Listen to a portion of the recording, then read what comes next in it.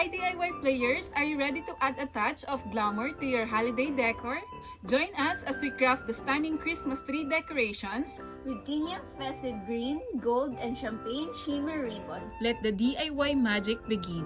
Watch as we turn a simple materials into elegant masterpieces that dazzle your space.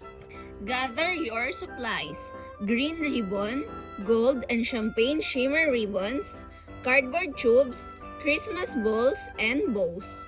Follow our step-by-step guide. Wrap the green and gold ribbons around the cardboard tubes and hot glue with a mini Christmas ball inside.